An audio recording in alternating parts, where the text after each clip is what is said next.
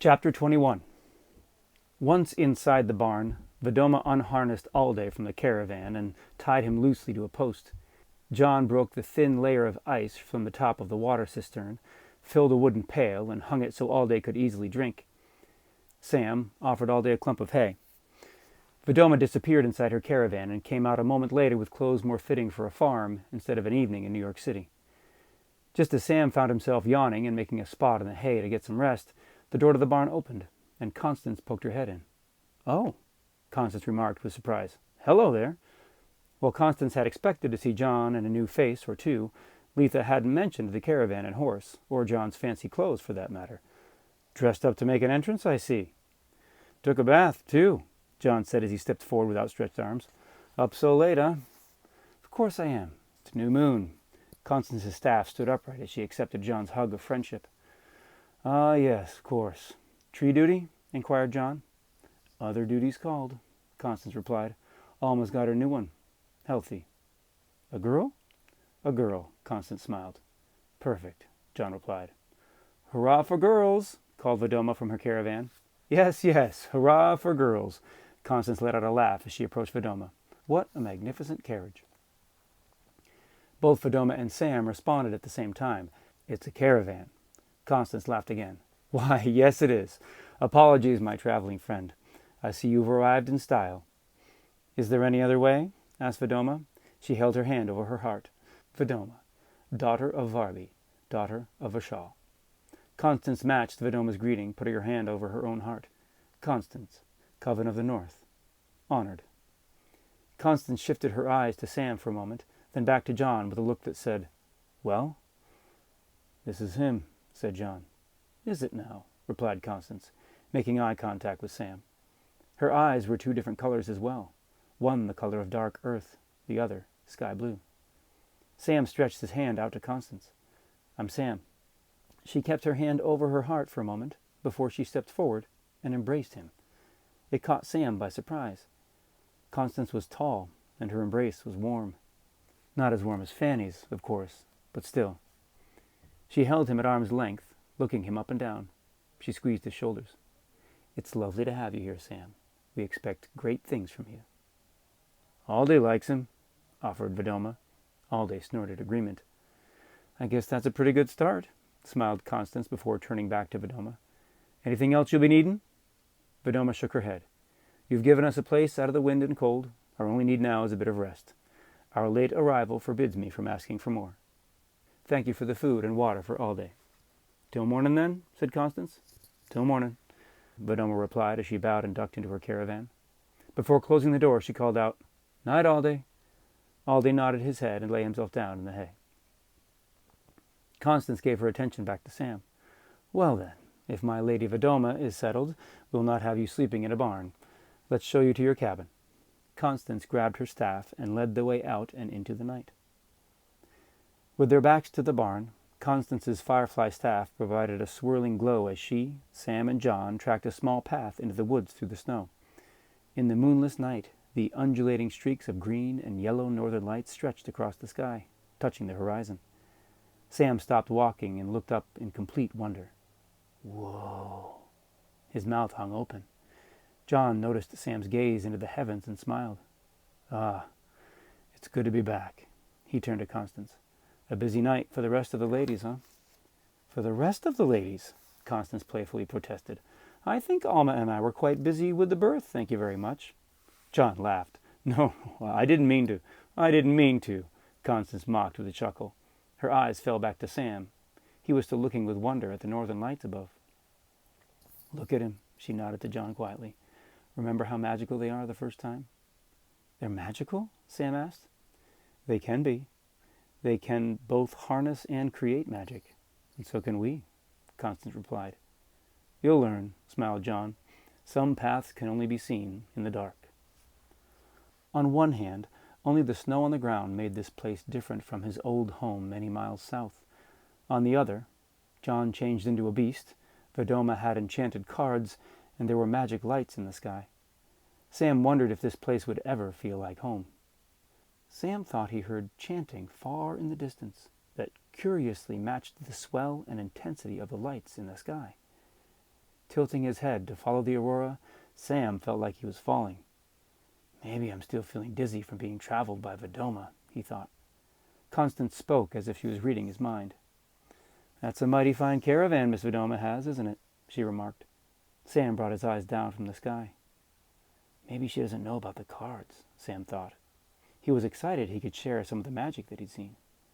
A carriage is just regular, but a caravan is magic. Really? Constance asked. She made a circle with her cards that brought us here. Then John threw up. Constance looked at John. Did he? Not just me, John answered. But if you need all day to move, you got to give him an apple, Sam explained. Good to know, Constance winked at John. I haven't been inside yet. The caravan, replied Sam. Well, I'm sure it's just as lovely as the outside. Constance paused her steps for a moment and gestured ahead with her staff. There we are. In the dark, through the trees, a small cabin sat by itself, the snow on the roof glowing a soft green-yellow from the northern lights. They approached the front, and John pulled the huge timber braced across the door up and away. Inside was simple. A bed, a rocking chair, and a small Franklin stove with a few pieces of wood stacked next to it on the dirt floor. A single shelf built into the wall held a row of books and a few small boxes. Between the rocking chair and the bed sat a small table with a kerosene lamp and a tin of matches. Constance stood her staff in the middle of the floor. The fireflies circled a little wider, spreading their golden light into the room as much as they could. Constance gestured. Light the lamp and we can get you settled. There's matches there. Aren't those a marvel? So easy. Sam lit the wick of the lamp and replaced the glass, filling the cabin with a gentle glow.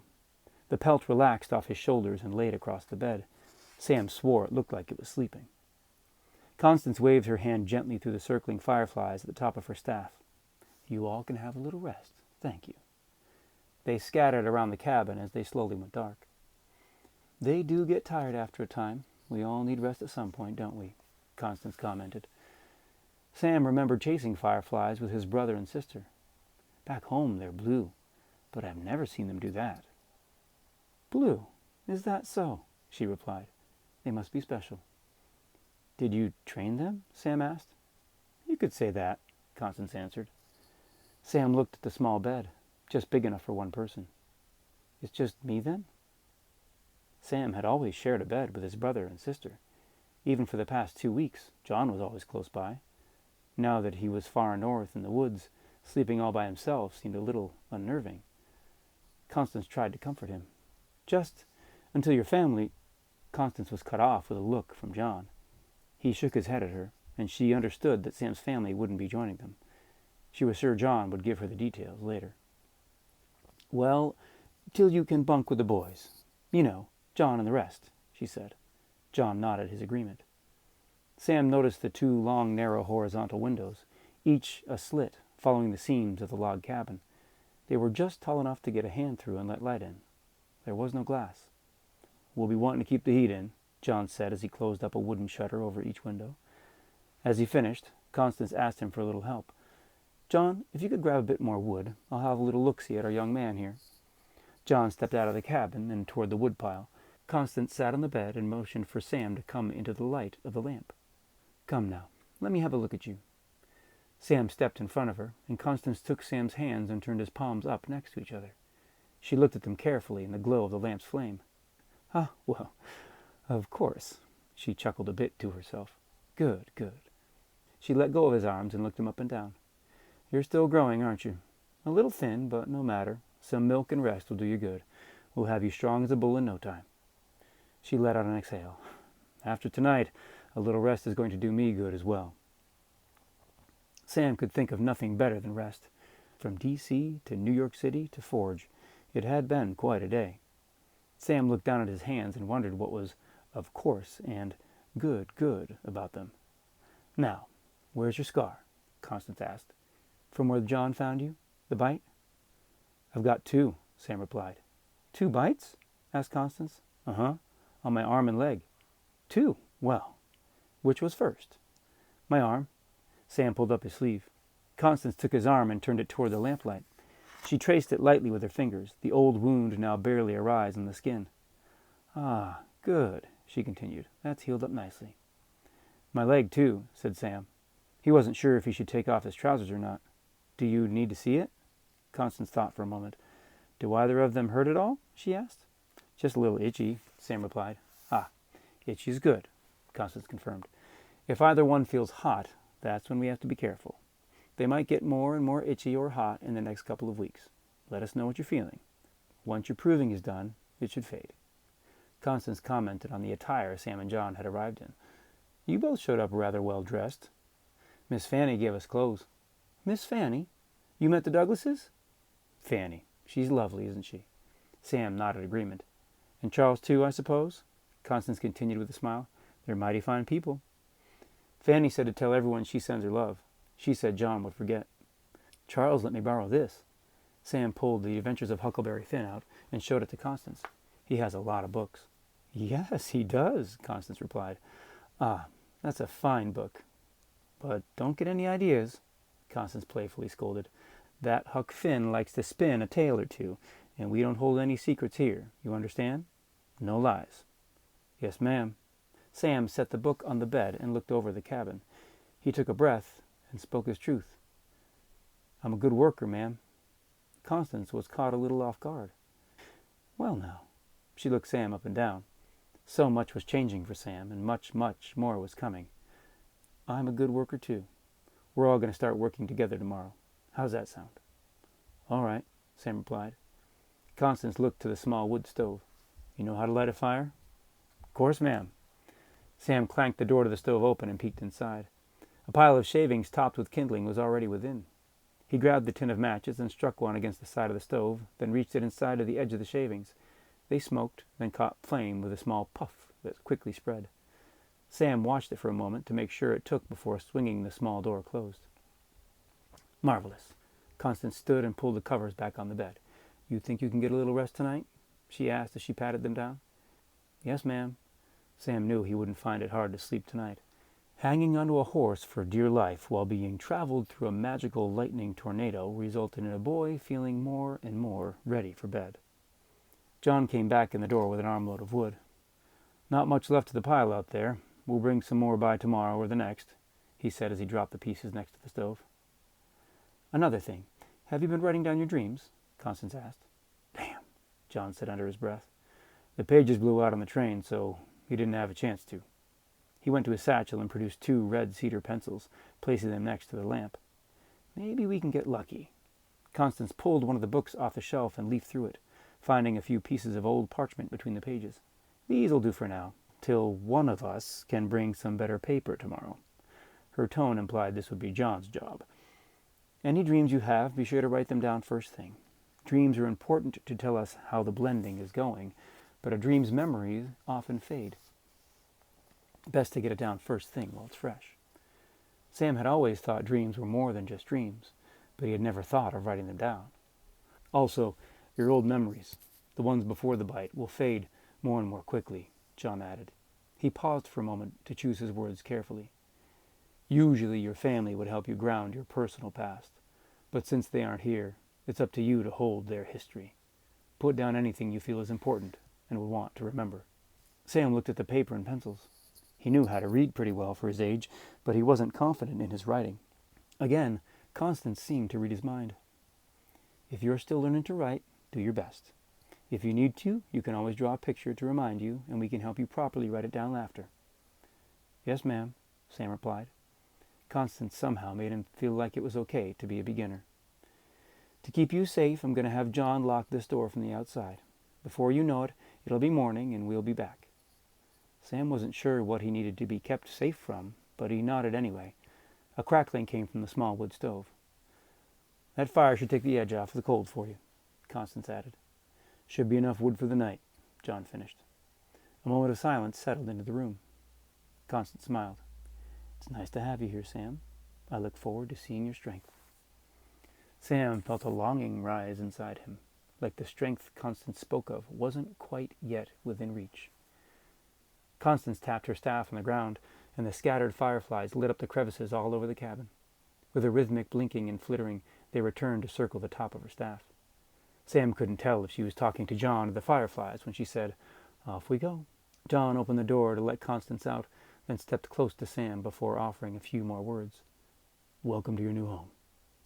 He brought Sam in for a firm but short hug. "Get your rest now. We've got some work ahead tomorrow. We'll see you in the morning. Good night."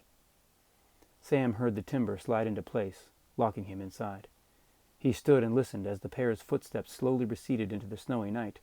For the first time in more than 2 weeks, Sam was alone. He went to the door and gave it a small shove. It didn't budge. He looked around the room. "I hope I don't have to pee," he thought. He added a few of the larger pieces of wood to the fire. As he closed the door to the stove, he paused for a moment, finding the muffled cracking of the fire comforting. If he closed his eyes, it was almost like the fire back home. He sat on the bed, and his pelt wriggled up and wrapped itself around his shoulders. He reached for his copy of Huck Finn and found a small smile as he opened the pages. Constance silently counted the steps until she felt they were far enough away from the cabin before she quietly spoke. "It's just him, then?" she finally asked. "Just him," replied John. "There was no one else to bring." "Poor thing," added Constance. "Burned to the ground?" "Just ashes." Constance let her steps guide her thinking for a few moments. "We should send a few of the Jacks over each day. It will both get him ready and pass the time. It should make the loneliness of the nights a little easier." "That would be helpful, I imagine." "Of course Letha will be around. He'll find a bit of comfort in the connection they'll have," Constance continued. "Of course. Still, it's unfortunate. A rough start." "Yes," John thought for a moment. "I was able to rein myself in," he confessed. "There was blood, but no killing. There was a fire the next morning. It was no accident." He thought about how different the trip would have been with Sam's whole family, like it should have been. How there would be more people to welcome into Forge.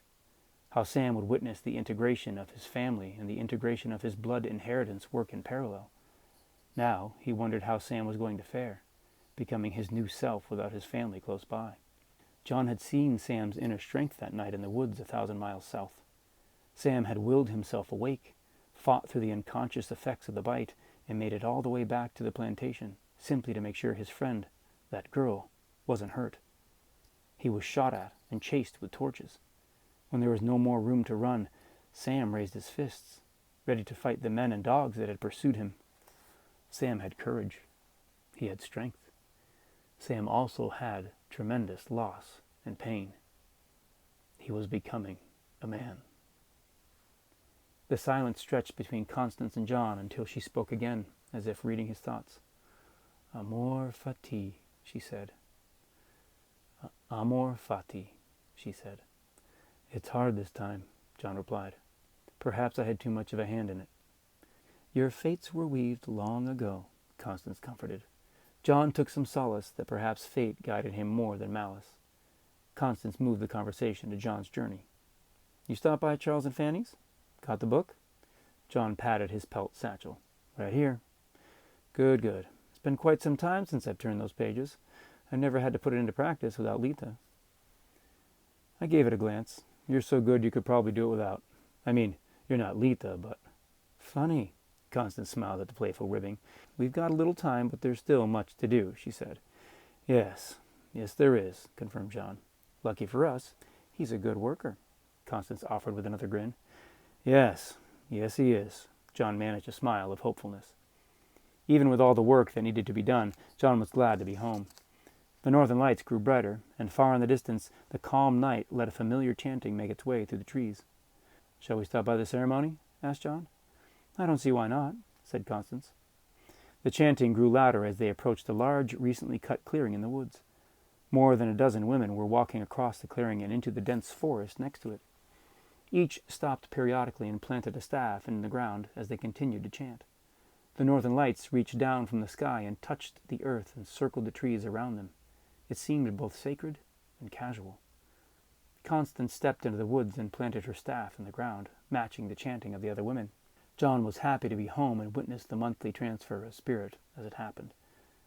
He felt a hand on his back and turned to see Amasa greeting him with a smile. "I heard you made it back.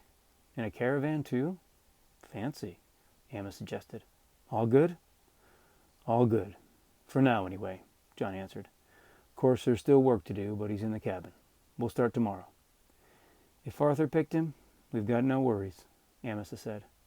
John looked up to the sky and smiled. This is my favorite part. Ah, me too, replied Amasa. They watched as the greens of the northern lights shifted to pinks and reds, then brightened and swirled down around the swaths of trees surrounding them. The changing of colors matched the rhythm of the chanting, shifting to greens and whites as they lapped at the earth, pulling the spirit of each tree up into the heavens until spring, when they would call them back down again.